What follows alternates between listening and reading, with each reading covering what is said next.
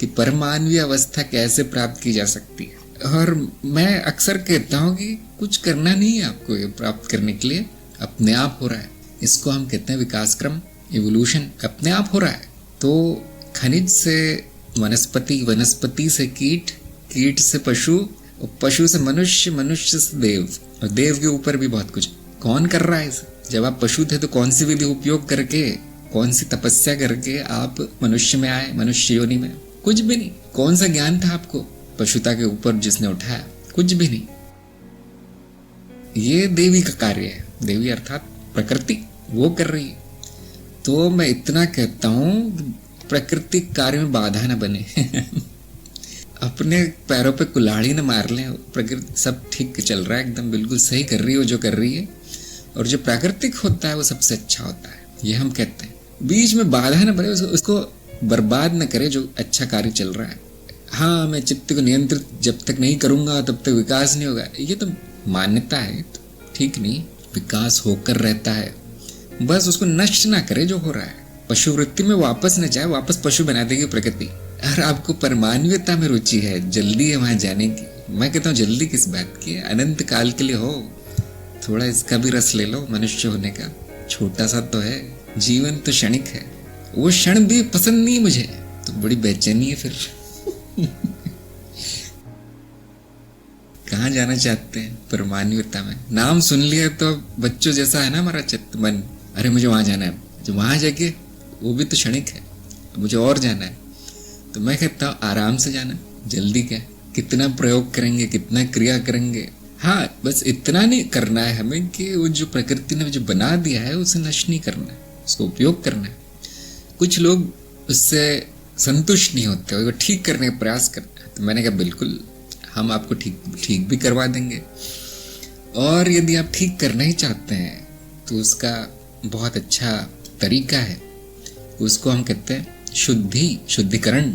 जहां भी अशुद्धि दिखे, जहां भी त्रुटि दिखे, गलती दिखेगी, अरे ये ठीक नहीं हो रहा है, इससे मेरी प्रगति रुक रही है, विकास रुक रहा है, उसको हटा दीजिए बस।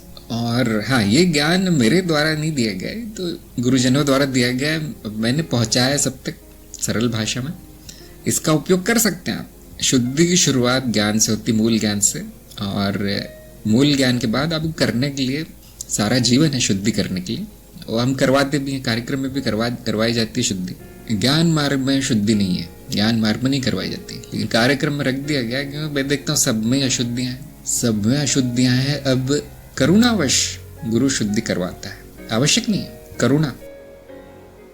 हम ये देखते हैं कि अशुद्धियों के कारण प्रगति नहीं होती, ज्ञान नहीं होता, दुख और ये सब उल्टे सीधे कार्य कर रहा है वो साधक, तो उसकी शुद्धि करवा दी जाती है। ये प्रेम और करुणा के कारण है। उसने क्योंकि याचना की है कि गुरुजी मेरा कुछ कर दो, प्रगति करवा दो, करवाई जाती। लेकिन सबसे बड़ा कारण जो शुद्धि का है वो ज्ञान स्वयं है, उससे अधिक कुछ करने की आवश्यकता नहीं है। ज्ञान ले लो, विकास हो जाएगा, ये बात ध्यान रखिए। मनुष्य योनि में कौन पशु आते हैं, किनकी संभावना अधिक है मनुष्य योनि में आने की? जो मनुष्य के संपर्क में है, जो मनुष्य के जीवन को जानते हैं कि अरे ये मेरे जीवन से अच्छा है, श्रेष्ठ है, उन्हीं में इच्छा जागृत होती है, और फिर वो मनुष्य योनि में अपने आप आते हैं, उनका विकास क्रम थोड़ा सा तेज हो जाता है। इसी तरह से जो मनुष्य देव योनि के संपर्क में है, अपने से अधिक विकसित लोगों के संपर्क में है, उनके ऊपर जाने की संभावना बढ़ जाती है। जैसी संगत होगी वैसे कर्म होंगे, वैसे जन्म होगा।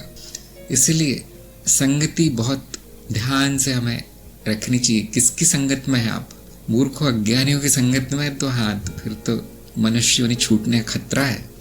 ज्ञानी जनों, बुद्धिमानों की संगत में है, गुरुजनों की संगत में है, तो विकास होने की संभावना है। जो सोचोगे वो हो जाओगे उसका कारण है कि जैसे आपके विचार होते हैं वैसे कर्म होते हैं, और जैसे कर्म होते हैं वैसे जन्म होते हैं। ये विचार अच्छे कैसे हो जाएं, ये विचार ऐसे कैसे हो जाएं कि मेरी प्रगति तेज हो जाए, उसके लिए संस्कार अच्छे होने चाहिए। संस्कार कैसे? अनुभव अच्छे होने चाहिए।